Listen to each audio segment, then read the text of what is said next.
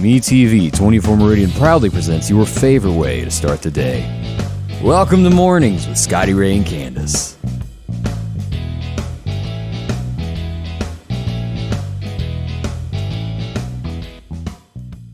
And good morning from Scotty Ray and Candace. As we begin our Friday morning, our special guest is in makeup now and who will be joining us in a few moments. He's getting the details done. Yeah. There's all these people that take care of that so you won't shine or have too much. We have glow. a crew. Yeah. You know, I guess one time that I was on somebody else's network, they did put something on my forehead one time to keep it from a big shine. But that's as far as I've ever gone. Yeah. I mean, some of them get all serious about that makeup. Me, like me. Well, I mean, you're a lady. That's kind of normal. Yeah. It does. So it is Friday morning. We hope everybody's going good. Our special guest here in just a few moments who will be joining us, former Police Chief of Meridian, Mississippi, Chris Reed, as we cut to a picture of him over there. Say hi, Chris. How you doing? See, there he is over there. He'll be joining us this morning as we go through the high rise of crime. You'll be able to ask Chris questions. If you join us online, Facebook or on YouTube, you can comment to us and ask Chris questions, and he'll answer as many as he can. That is possible there. As we said, this is Friday. We hope your day is going well. Your weekend is all planned out. Let's talk a little bit about weather and what's going to be happening today. This is it. This is our 7-day forecast. We're looking at 87. The fog should have burned off by now. Early morning fog, patchy here, there, and yonder by 8 o'clock. That's right now. As we get into the weekend, looks good. 20% chance each day. By Tuesday is when you should go, well, it could possibly rain. And that's 50% on Tuesday. Now, another nasty thing that we're watching that it's too early to tell what's going to happen is right here. As we look from the National Hurricane Center, right off the coast of Africa, right here, this is a 70% chance that this storm that's in red will turn into a tropical depression at some point. The yellow, not so much. That's like a 10-20% chance, maybe 30. But right here, this red one, where it will go after it forms, we're not really sure, but we'll watch that. That's in your forecast there as you plan out your next week. Yeah, I think we got our little 20% chance of rain yesterday around in the evening. So you got a little damp? I was at work till 8 o'clock last night. What were you doing? Betty Lynn's hair. Well, that's because Betty Lynn wouldn't hush. I told her she needed to be a guest on our show. You wouldn't be able to talk. No, I'm telling you, we were going through them. I know her well. The story about she and her husband having that motorcycle wreck. Yeah. The details in that story, y'all, it's amazing. The stuff that God worked in like these crazy ways in that. I mean, when they had a wreck, I mean, there was a man who showed up on the scene who prayed with her.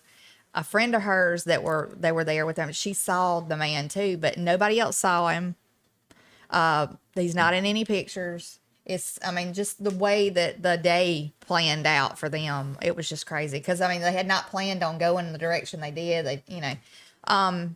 She didn't have a scratch on her. She was thrown, I think she said 20 yards. Tough. Hit face, landed face down and didn't have a scratch on her.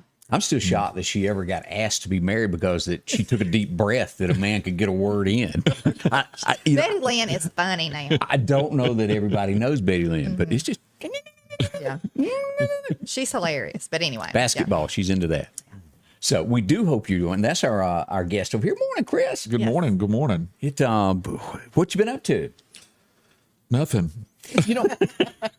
There's a. I told him, I said, it's kind of like refreshing, I would imagine, to have just a break, Until you think about you don't have a job. Well, it is. I really don't look at it that way. I just kind of look at that I'm in between right now. So there's some things that are kind of in process right now. But it's kind of relaxing. It's kind of foreign to me. Mm-hmm. Now, a rumor is that you were spotted trying to get a business permit.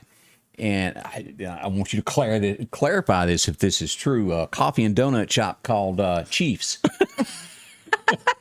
Is this coming to downtown Meridian? That would be awesome because That would be neat. I'm telling you right now, I love donuts, and now I don't feel bad about going in there and eating them. Does Shipley's, have they got you like a little roped off area at this point till you get your own place? Just VIP reserved section. I think I have my own donut right around my waist. I don't need to So go how anymore. did the stigma with cops and donuts ever begin? Did they just hang out there for coffee and just get labeled that? You know, I don't know. I'll tell you kind of a quick funny story about that. Was my rookie year. Now this is actually my first day on the job as a patrolman. There was a front desk officer and Jonathan Ritchie. And he, when we started our shift at 7 a.m, he asked me, since I was the new guy standing there being trained, he said, "Hey, need you to get in the patrol car." I said, "Oh my goodness, I'm fixing to drive a black and white patrol car." And he said, "And run right up there to 23rd Avenue at the donut shop and get a dozen donuts." Well, I thought it was a hazing thing. I thought it was like, he's setting me up or whatever. And I said, "Yes, sir." I said, "Are you sure?" He said, "Yeah, matter of fact, get 2 dozen. And so I was so embarrassed about driving up there and parking in front of the donut shop and having to go in there. And as soon as I walked in uniform, it was packed. And they all looked at me and started smiling. I said, "It's not for me." And I said, I'm being told to do this. And they just busted out laughing. So I always stayed away from the donut shops when I was in I uniform. bet so. But that is just a given in the United States of cops and donuts. It just can't be. Yep. But I really think the concept would work to have your own donut shop. I don't discount that. Chief's Donuts See? or former Chief's Donuts or ex-Chief or something. Now, this morning, we would love to hear from y'all. If you've got a question for Chris, Chris is going to do his very best to answer it. And if you've got something you want to ask him that you always... Matter of fact, I see one that says there, it says, "You left me on prom night. Why?" You got a question to that? Answer to that? That was Well, Scotty Ray's going. 87, and I think Did you, or me and you the same age? Did you I think graduate in 87? I graduated in 88, and Okay, I you're went by myself. And if my wife showed the picture of me and my tux, trust me, you would know that I wouldn't have a date. Beautiful mullet, flowing locks with a perm in the back. I ain't going to tell you what I'm thinking over here. Did you graduate in 88, really? Okay. Yeah. Wow. What school did you go from? West Jones in Laurel, Mississippi. Laurel, Mississippi. I was over at Northeast High School, and you were West Lauderdale? I graduated in 92. The kingdom. Youngin'. I'm a child. The kingdom. No, I'm not a child anymore, but yeah, I was a child. I wouldn't when y'all point were that out. graduating. My wife graduated in 99. Okay. 1999. So she's like really young. How'd you score that? Yeah, you couldn't have taken her to the prom because there's laws against that. They just people say that I look like I'm 37, so Yeah, they lied to they you. were thinking that I graduated around 2000, 2001, so I just go with it. Oh, yeah. Maybe from some police class you graduated from then. But Scotty Ray gets that all the time. oh yeah, sure. Now, back when I was like 28, 29, aren't you like 48? People, and I guess I don't know what I look like now. I'm scared to even ask. I don't ask anymore. Look, when I had my when I had my son, everybody was like, "Is that your grandbaby?" I was like, "No, Oh, I am so no, glad. it's not. It's my son." I'm so glad y'all brought that up. Have you ever met Sammy Kershaw? Okay, have you? I hadn't met him. No. Sammy probably should have went down in country music as one of the greatest singers because he does have a great voice. The problem is Sammy has an attitude. There's just, he's pulled pistols on people over Good you Lord. hadn't given me your check yet. Just a smart aleck. Right. Destroyed his own career. And I hate that because a likable person, but Does anyway. that have to do with alcohol? And anything It like probably could, but he was. This is just so funny that you bring that up. He was online the other night doing something live, and he had his child that looked to be 2 years old. And somebody goes, "Is that your grandchild?" He goes, "No, it's my child. It's my daughter." Hey, life passes you by. Well, men, you don't really know that much. You never know because men have kids until like later ages. Because they have those 20-year-old yeah. wives. But yeah, I mean, like I was 41 maybe, and he was just a little baby. because I had him at 40. What is the official cutoff? Isn't it like late 30s, the cutoff normally for a lady to go, well? Probably so, yeah. I'm not I would running you imagine, down. yeah, I'm not, I'm yeah. just asking. Yeah, I don't recommend having a child at 40, but I mean, I do think he's a blessing and I'm glad I got him. I'm sure you do. Yeah, but 40, I was 40 when I had him. So he was about a year old and I was 41. And yeah, they were like, he's so sweet. That's your grandbaby? And I was like, no. Makes you want to crawl on That's my kid. What is He's everybody? mine. What song is everybody thinking of? She's 41 and her daddy still calls her baby. Del Dawn. What's that flower? Old school. Some thoughts there. And anyway, we're going to get to Chris and some questions here in just a moment. So hang around. Be thinking of what you want to ask Chris and find out this morning. Something that the police has always done that you wanted to know, or about maybe some crime that's going on here lately. We'll get to that. Right now, let's turn our thoughts toward our friends over at Chets Paint and Body. If you haven't visited our friend Chet, that is if you've got an issue going on with your car, you got a dent, a scratch, something like that, Chet will certainly help you out there. They'll do this right the very first time. We're going to get some new pictures from Chet because he's been working on a lot lately. But this is a truck that was brought in where they've taken out all the little dings and beans that's gone into it, sanded it, getting ready to paint it. Here's a truck that's had a ding on the side of it where a door was slammed into it, a car that the front end was damaged. And also, as you get into these Ford trucks that have these aluminum beds, they're hard to fix and not everybody can do that. Chet and his gang can. They can put it back as good or sometimes even better than it looked when it rolled in. I know my truck come back looking better than it did when it arrived at Chet's. Glossy, perfect paint, and I still miss that truck. Yeah, mine was definitely cleaner when I got it back. Yeah, if you hadn't washed yours, just go by and see him about that as well. I don't know about the wash. I don't know if he does the wash jobs. Chet's Paint and Body. If you've got a bend, go by and see them. This is the paint booth. If you've got a classic or a brand new truck that's just gotten a scrape, see them. They'll process all your insurance work. This is the office. Look for this when you get to Center Hill. You can't miss it. Everybody knows Chet. Why? Because he's one of the most dependable people you will ever meet in life. If he tells you something, his word is bond. Go by and see him. That's Chet's Paint and Body for all your work when it comes to your autos, trucks, cars, anything like that. 9888 Highway 494 or 495, I meant to say. Yeah. See Chet. He'll help you out. I was injured in a car wreck in my own hometown. I knew I needed help. I'm Mississippi Attorney Richard Schwartz. I'm proud to represent the people of the great state I call home. And if you need me, Mississippi, remember, one call, that's all. I'm Mike from Jackson, Mississippi, and it took one call, and that was all. I called my Mississippi attorney, Richard Schwartz. He got me $245,600. If you need me, Mississippi, remember, one call, that's all. And welcome back with Scotty Ray and Candace. As we begin this morning, our special guest, as we cut to him, there's a close-up of Chris. If you've always wanted to see what he looked like up close and personal, there it is right there. Now we'll switch to the double cameras to where they can see us also. Yes. How you feeling, Chris? I'm good. How long has it been since you've been without a job? Let me think. July 13th Oh, it just come to you. at 9:14 a.m. in the morning. And then, so yeah, that was officially my end date and time. Yeah.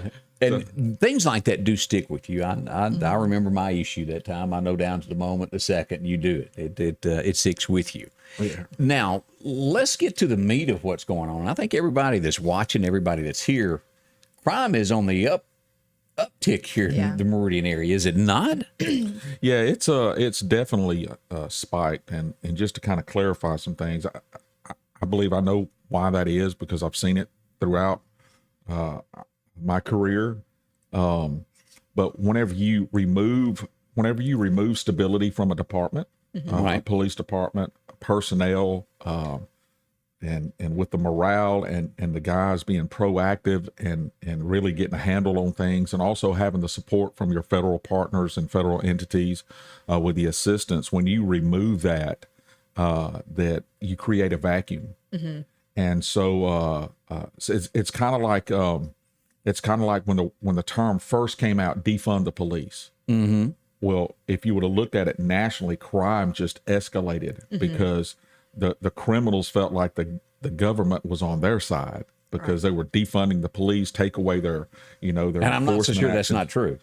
Well, no, it is true. It is true. Here locally, what has happened is, in the last 9 months, the only thing that we did, and it wasn't specifically about me, and I keep saying that, is that we had a partnership with the community. We had a partnership with the federal partners.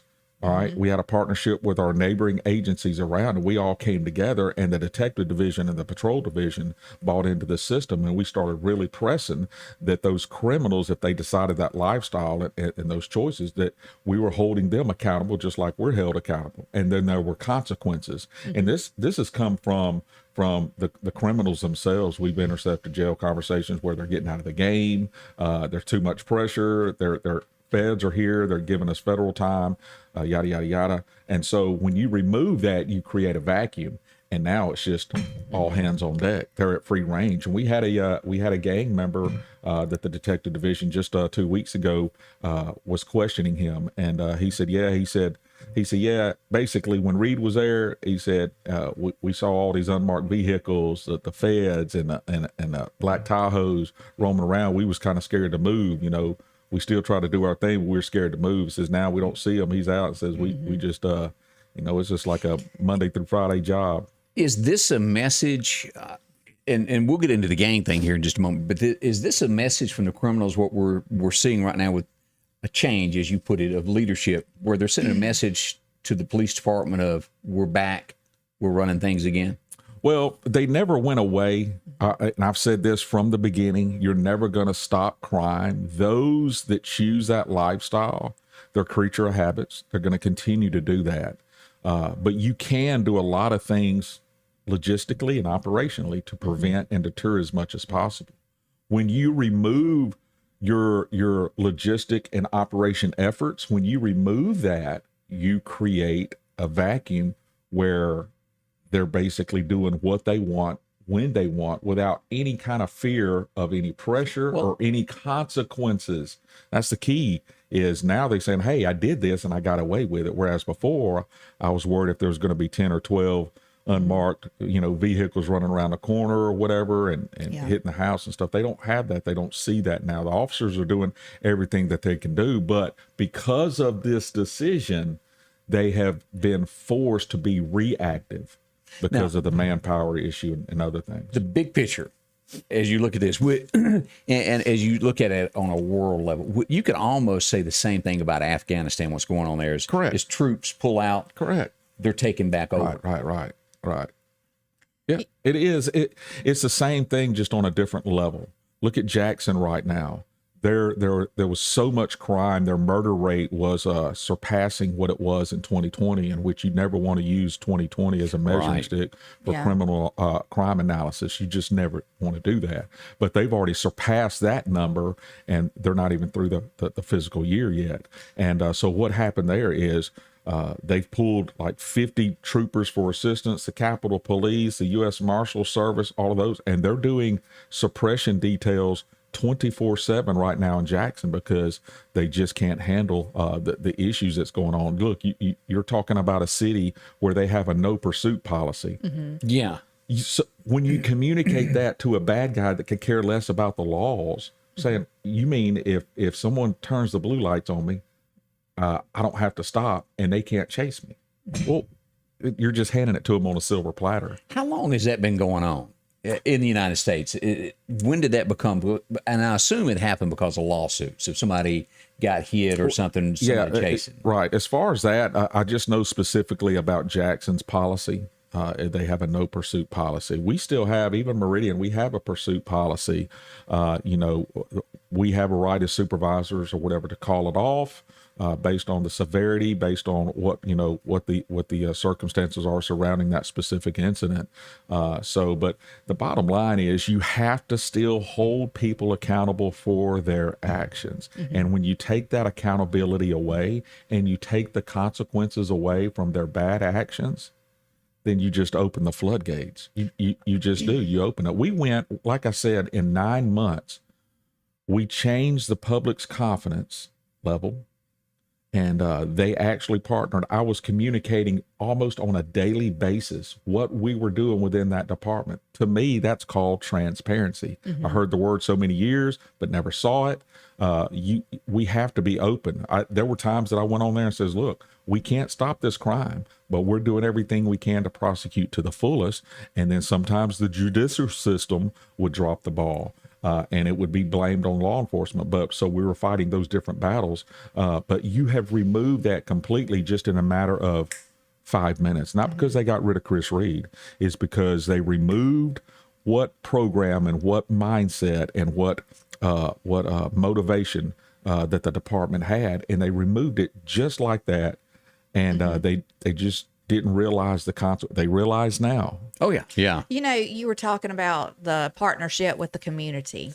This morning, and I spoke about this a little bit earlier before we went on. I was watching this morning on the news.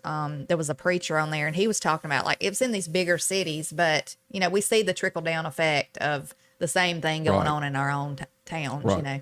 But he was talking about gangs and how people were wanting to defund the police in the bigger cities. And I know we're not talking about defunding the police here, but it's kind of the same concept when you pull morale away from the police, like you were talking about. It's kind of like defunding them in a way. It's just not having to do with money. Right.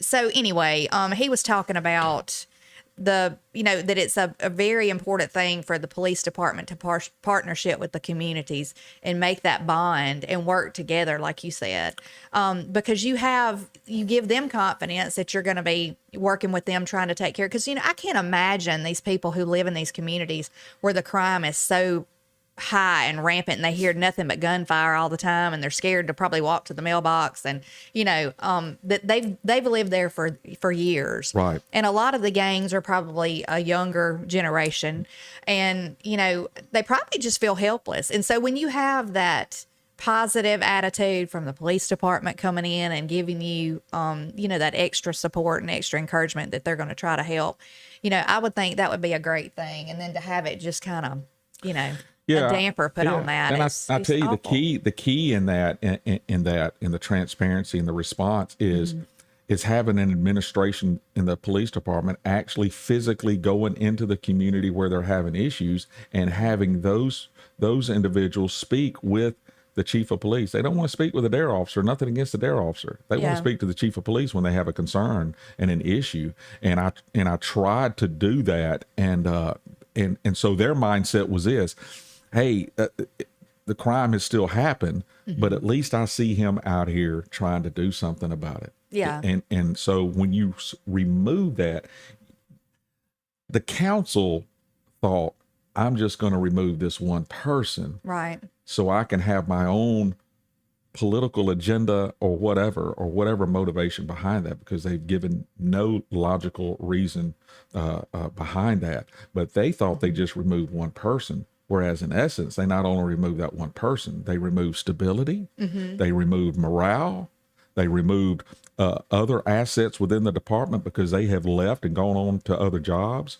They have removed the federal partnership. Look, I just spoke with my federal partners 3 days ago, and they said, we have removed ourselves from Meridian. He said, because obviously it's obvious that the city administration is not concerned about cleaning Meridian up. And so we're removing ourselves. They're not concerned with it. Why would they remove something, a program, a group of people? Why would they remove them whenever the statistics, the numbers, and the facts and the indictments do not lie because of whatever reason? There's no logical reason. So they've removed themselves. So they don't realize that one decision to get rid. Hey, look, you want to get rid of Chris Reed, get rid of Chris Reed. Right. But you have caused all of this, and now they see it and they realize it. And the reason I know that they see it and realize it is because they've been calling me, the council members. Yeah. It's too late. Well, that's interesting that they call you. I think it's a sad situation, and I think that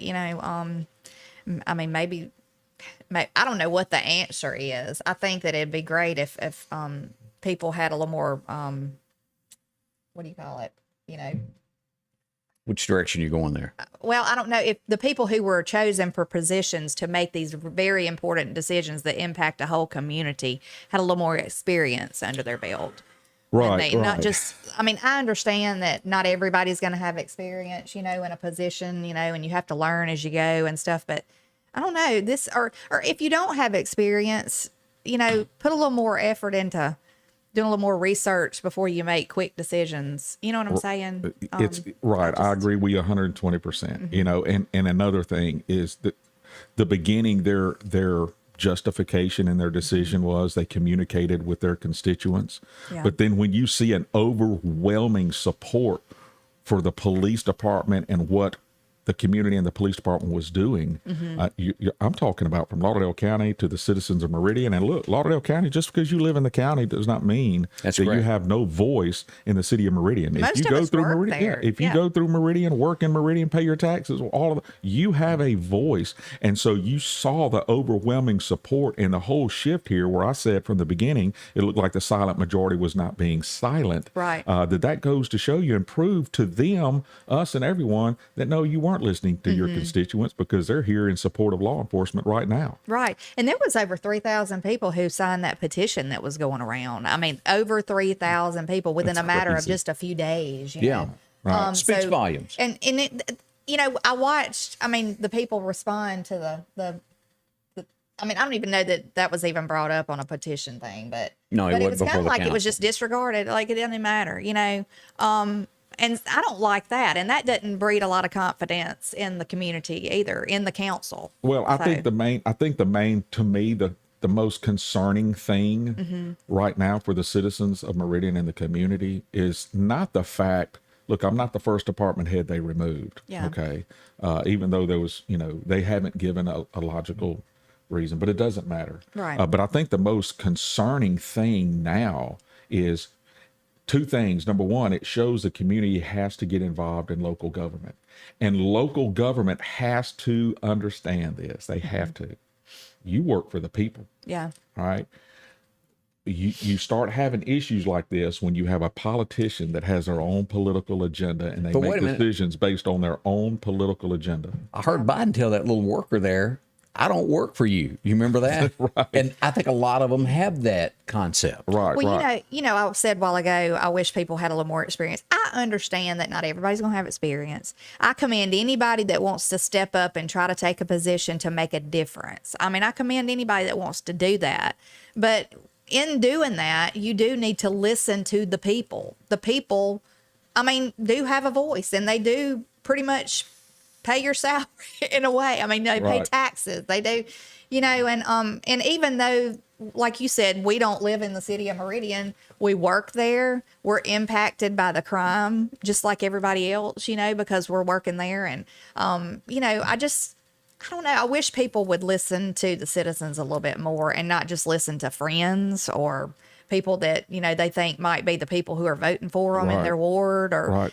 I just, because you're making decisions that impact the whole city of Meridian and people surrounding the city of Meridian. There's people from Quitman that come to Meridian to work. There's people from Philadelphia that come to Meridian to work. So everybody's got all eyes on you.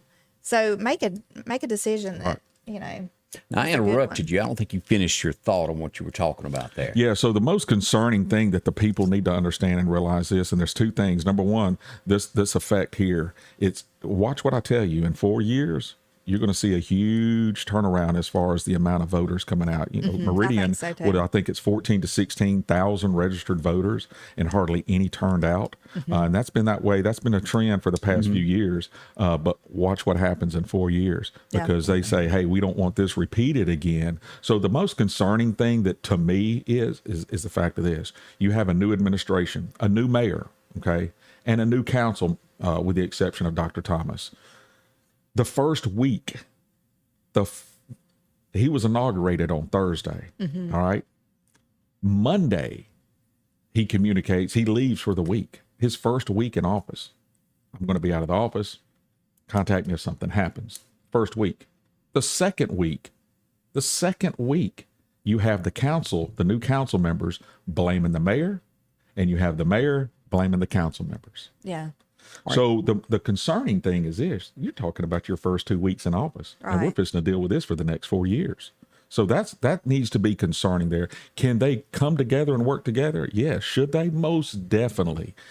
But it has to be because of what's best for the citizens of Meridian and Lauderdale County, and not your own political agenda. You'll see toward the end of this term, you'll see a couple of council members start butting against the system and everything because they have their own political agenda. It's already been communicated. Let's back up on a comment that you made about 10 minutes ago.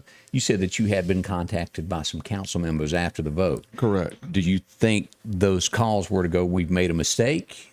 Because I had somebody ask a question. Well, one changed their vote in the middle of the meeting or at the beginning of the meeting. You said there was a comment. What?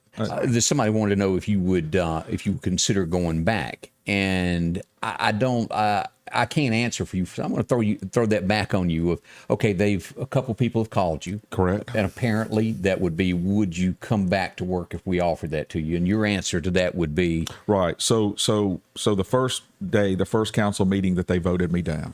All right, that was on a Tuesday afternoon. Monday or Tuesday, but anyway, July the 13th at 9:15 a.m. Monday afternoon, someone contacted me that afternoon and that night. Says, "Oh my gosh, this is crazy! I can't believe this has happened. If they changed it, would you come back?" And I said, "Absolutely not." That was my first day. Absolutely not. I would not come back. And I said, there's no way that I would come back and work for an administration that was forced to bring me back. I said, it's just not going to work. You have to have 100% support from an administration for any department to be successful. Plain and simple, period. Especially in public safety in the department where you have to be proactive and not reactive. And I said that there's no way. And I just figured people were blowing off steam and stuff but man, people jumped on this locomotive and they rolled right through. And so they were really putting a lot of pressure and saying this is completely wrong for the citizens and for the community. It's wrong. And so I changed and I said, yeah, before that special election, I had a council member contact me. He said, look, he said, I thought about it. He said, I got a little conviction that night. I started to say, no, you didn't. Don't use religion for your little whatever. And I said, you got 1,000 phone calls and you call those phone calls conviction. So, that's just reality. And he said, but I changed. He said, I'm going to put you up. And we have the votes. Would you come back? And I said, originally I said, no, I wouldn't come back. But yes, I'll come back, but I'm not coming back for this administration. And I said, I'm coming back for this community, the Lauderdale County residents. I said, I'm a resident, I'm a citizen, I'm coming back for my girls, and I'm coming back for this police department, the men and women there that have busted their tails to get where they're at. And I said, that's who I'm coming back for. Well, the next day he calls, he said, hey, I don't think we do have the vote. And he said, maybe we can look at it in August. I said, man, you can look at it in August, September, October, and November. I said, I am done. And I said, there's too much damage has been caused. Well, this same council member called me 2 days ago, 3 days ago, I apologize. And he had two questions. He said, hey, how you doing? He or she had two questions. Yeah. Oops. Said, would you be interested in coming back as chief? Now we're talking 2 days ago, 3 days ago. Yeah. All right. They have the audacity to call me because they see the utter chaos. They see the implosion. Yeah. And they see that the citizens of Meridian are the ones that are suffering.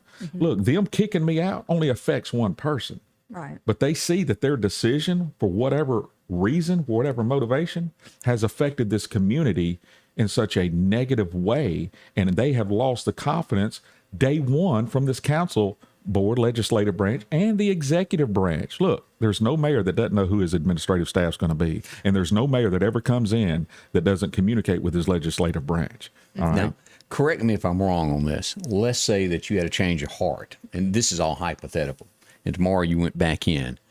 My gut feeling is that Chris Reed's administration would last maybe a week, and somebody would say, well, there was a murder over here, Chris. We gave you that one chance to come here and fix this, and you blew it.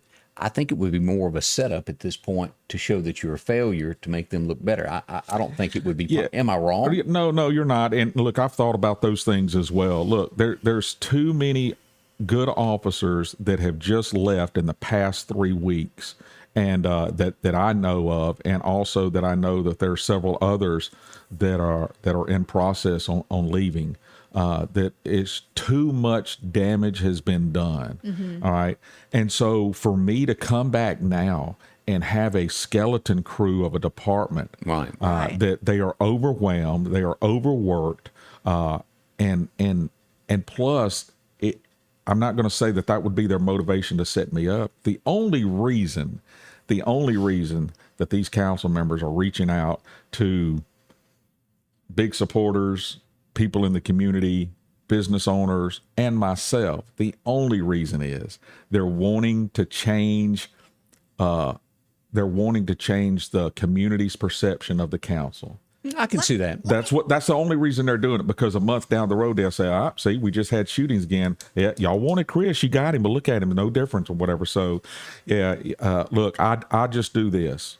I'll never say never, because God usually slaps me in the face and says, I'm fixing to show you something, and but that's going to have to be something like that. Look, what the enemy meant for bad, God can always turn around. Yes, he can. Always turn it around.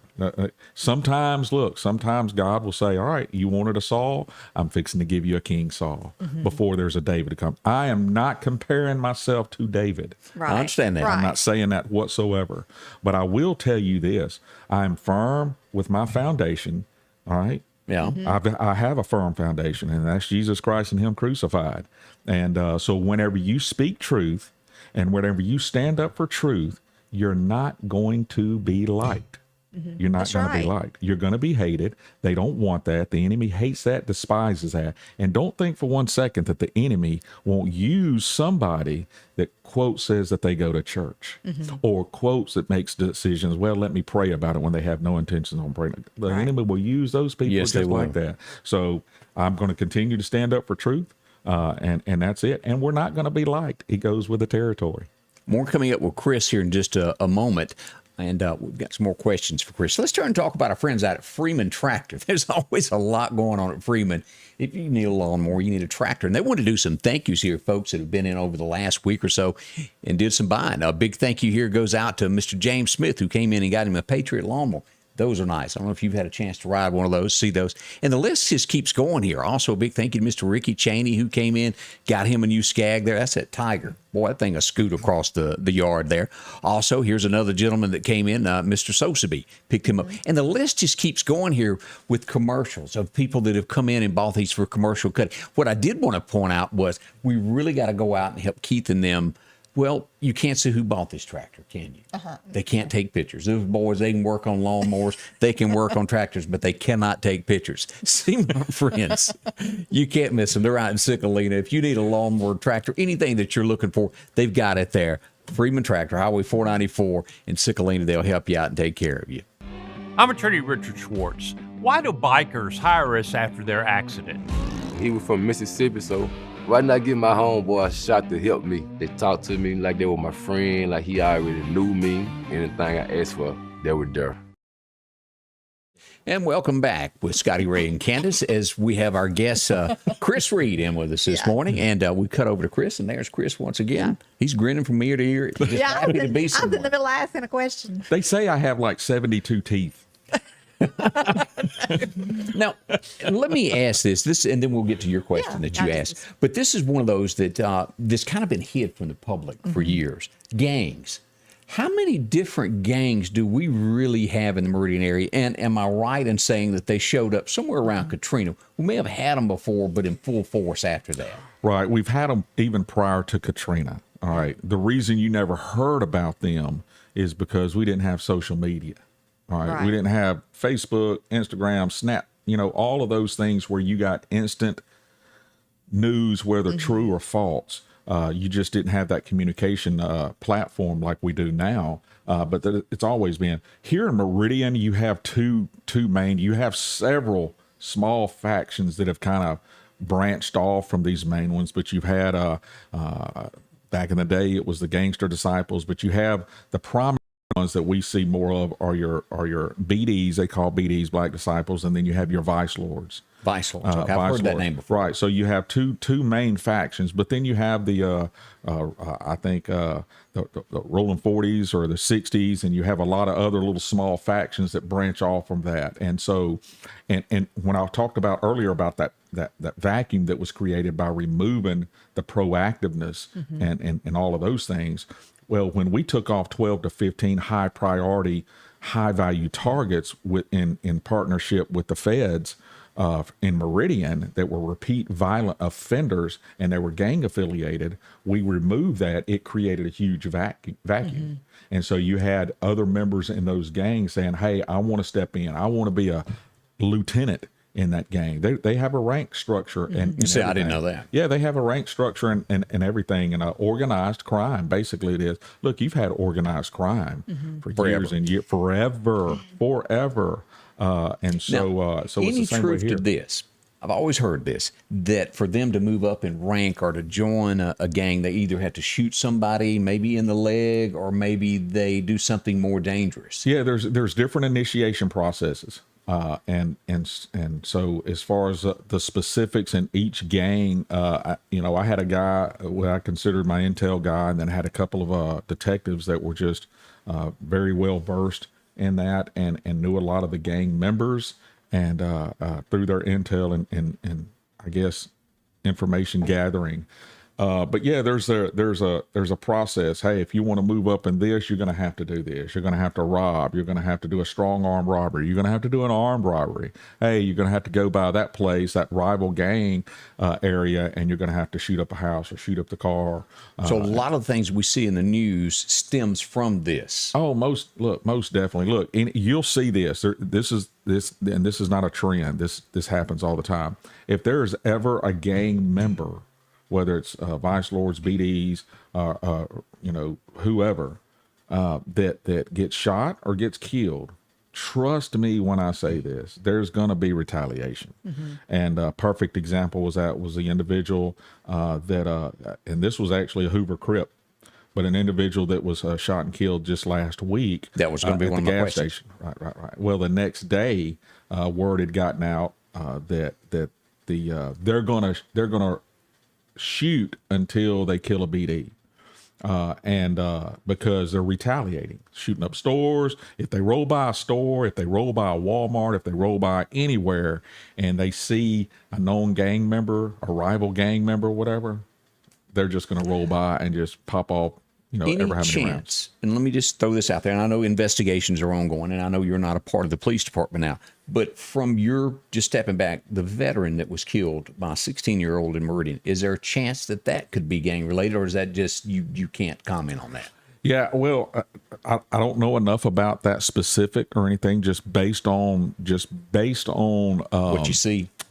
What I've seen, what I've read, and what, some people on the inside have kind of communicated a little bit. I don't believe it was gang related. Pretty much kind of, I want to say 99% sure. So I don't want to say Could be 100%. A robbery. And correct.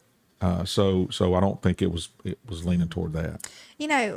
This morning, like I said, I was watching this preacher, and he was talking about that they try to rehabilitate gang members, or they try to make themselves available. People in the church try to make themselves available to speak with gang members, if they want to get out of a gang and stuff like that. I know that I've heard, like I have a client that had a former gang member that was working for her at a fast food place, and he was trying to turn his life around, trying to change, had gotten out of the gang, but eventually was murdered. He got in his car one night, and there was people in his back seat, I think, that shot and killed him or something. But, you hear about stories like that, and it's a sad situation. I mean, because when these kids grow up, some of them have expectations for their lives. Right. They expect that they're going to do good things, but maybe they're in a situation that they can't get out of, and maybe they join a group because, they feel like they're a part of something, and then it just, it blows up into worse things. You got to do this to do this. And I feel for these people who feel like they're stuck in a situation. I don't know what way they can turn, but I know that there's people who love being in that situation too, and they like it, and they're a part of a, something that maybe is money motivated. I don't know, Look, what kind of motivation is there. There are so many different reasons. Right. And I could list 3 to 5 of the main reasons that I believe. Did you have this going on locally on the local level in the 40s and 50s? No, you didn't. Why? One reason is the parents were at the home. Yeah. Parents were raising their kids. Today, you have kids raising kids at the home. Right. We are so busy being gone to try to gain that almighty dollar, and we expect teachers, principals, coaches, counselors to raise their kids. And then when the kids come home after school and the parents are not going to be there till 10, 11 o'clock at night, well, you're talking about someone that's not mature at 13 years old or 12 years old or, 10 years old, 11, and you're expecting them to make adult decisions when there's no adults around. Right. And it is hard when you're a working parent. You gotta work. You gotta work to make ends meet. You can't be there all the time. Well, a single parent would definitely have that problem. Right. But But it is so funny. It is so funny how you see a lot of these old cartoons being removed.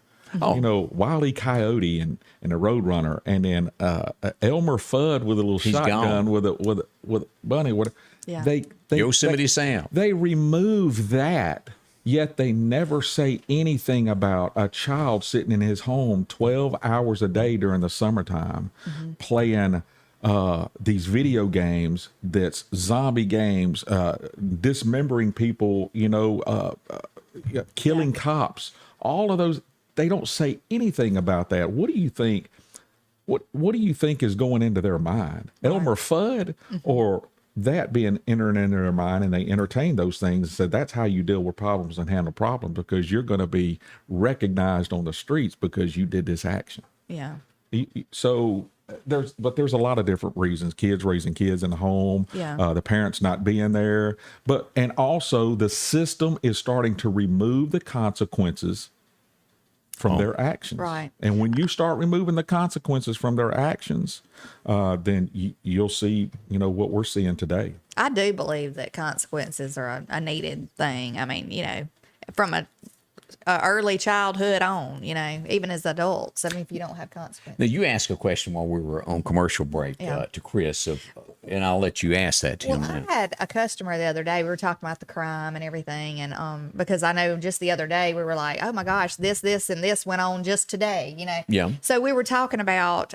They said, I wonder why does the police department and the sheriff's department, do they work together? And, if they don't, why don't they work together as like a whole large law enforcement for the town? Do you know how powerful that could be, if they could work together, if they don't, So I didn't know the answer to it. So I thought, I can only speak for what Meridian Police Department did. We had MOU agreements with all of our surrounding counties. Kemper County, we had one since 99 or 92. It was originally established in 92 with Lauderdale County Sheriff Department. But Jones County, Clark County, Newton County, Pike County, Hancock County, Meridian Police Department did. And we have MOUs, had MOUs with all of our federal partners.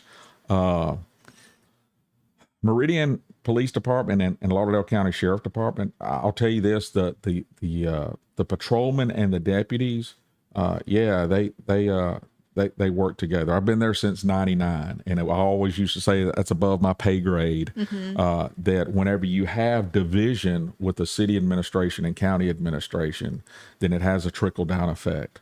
Well, you didn't put money into 911, so we're not going to do this. Well, you didn't do this, so we're not going to do that. So it'll never work. The only way that we can accomplish in law enforcement this job of battling those fronts is judicial system, crime, and all of the only way we can do that is you have to work together. But if you're in a department, and if you're an administrator in a department, and you want to be known as the man, you want to be glorified and lifted up, and you want to advance yourself, it'll never working with somebody else. If it was all about Chris Reed, why would I have MOU agreements with all of these counties and all these federal All right, partners? somebody asked, what is a MOU? Memorandum of Understanding. It's a contractual agreement with those partnering agencies working together.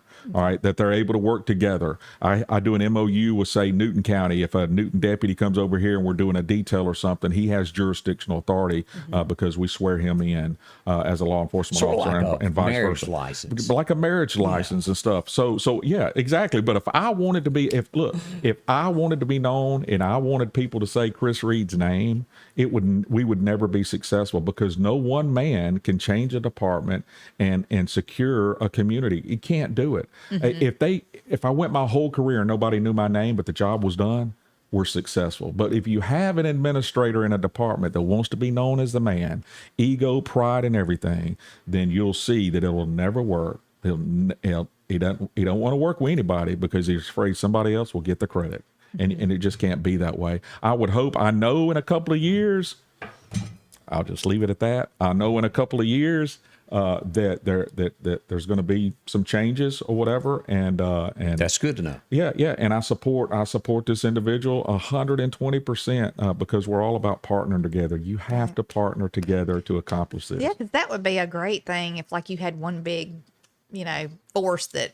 It's never been done before, but doesn't mean that it can't happen. I mean, I'm serious. Like what if you had just one force that just really went in and just changed the city? Right. That'd be good. Working together. Let's take a minute to talk about our friends down at the Lauderdale County Farm Supply. They cracked the doors about a little over an hour ago at 7:30. They're wide open this morning. And look at this. This is the latest thing. Hummingbirds. I can't tell you the people that I run into that love watching hummingbirds.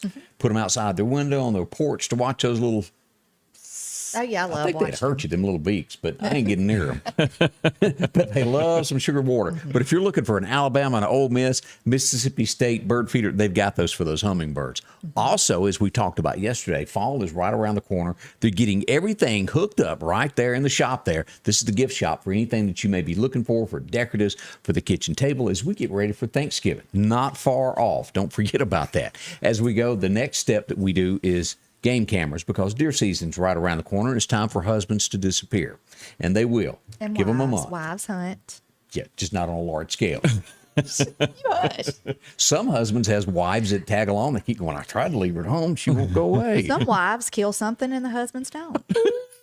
Touchy. Here so It's it begins. all at the Farm Supply. If you're looking for boots, they've got rubber boots galore, tons of them. I didn't say that correctly, but they've got a lot of boots. Top name brands. Go by, get your size today, get fitted up for that. Work gloves. If you're looking for a shovel, a rake, they have all of that as well. Down to, getting a handle replaced. Of course, they've got your pet supplies, anything that your dog might be on for a diet. They've got that along with toys, bowls, and a whole lot of other things.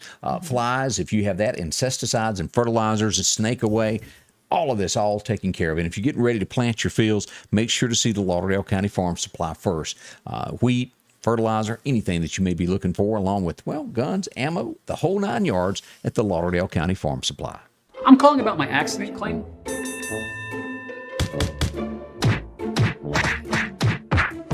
Don't let the insurance company beat you up. I'll take the fight to them and get you everything you deserve.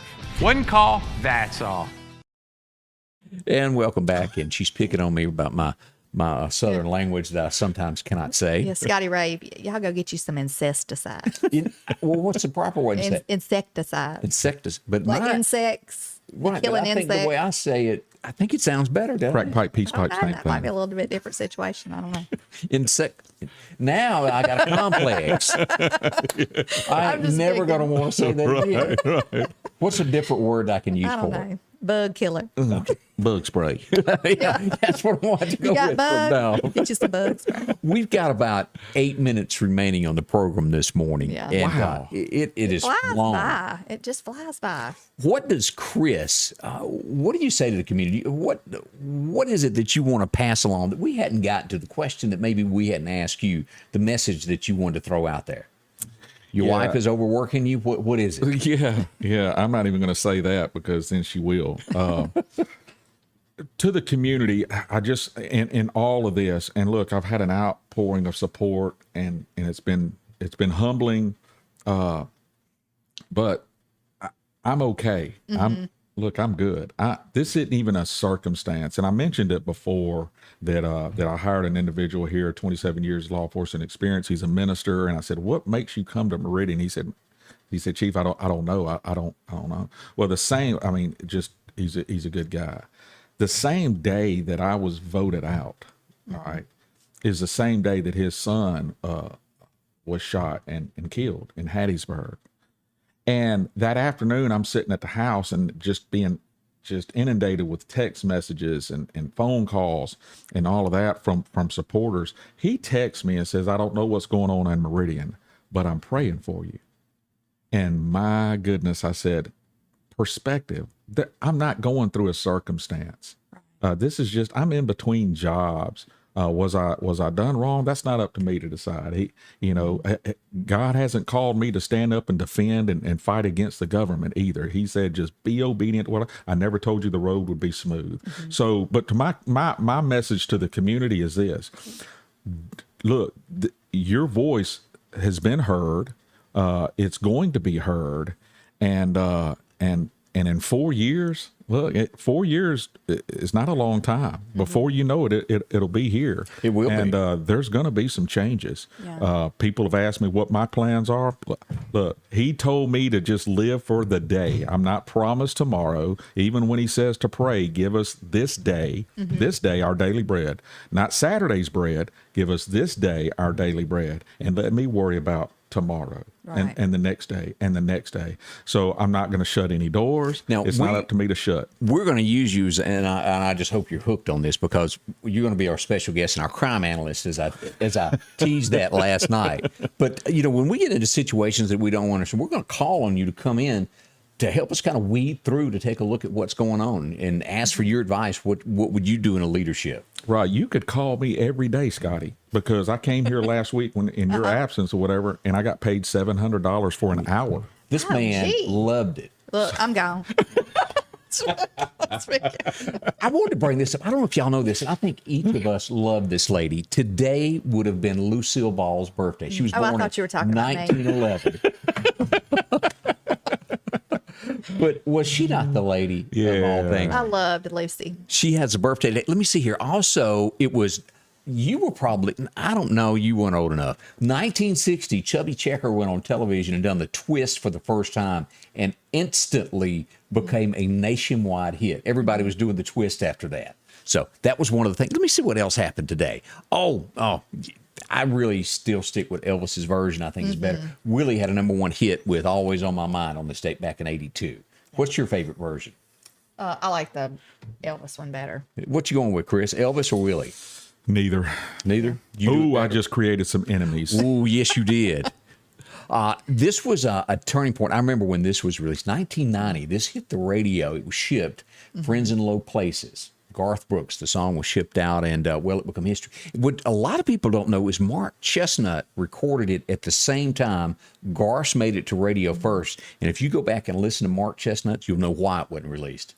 Yeah, it was pretty bad. Oh, really? Let's just tell it the way it really is, and that's truth. Other things that happened. 93, who remembers this? I'd never heard of this river until then, but the Chattahoochee became the #1 song in America in 1993. That was a good song. Yeah, and Alan, such a super nice guy. And we will never forget this because it was such a part of America. They have still not solved this, right? That's John Benet Ramsey was born on this date, and bless her heart, she was only 6 years old. That's so sad. It is. You said her 93? mother's passed away. And... Yeah, 93. Can you believe that? My wife was 13. I wouldn't have told that.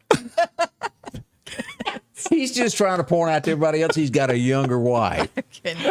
And I know you were devastated by this because you were such a fan. And this is one of those Chris things where he loved this guy.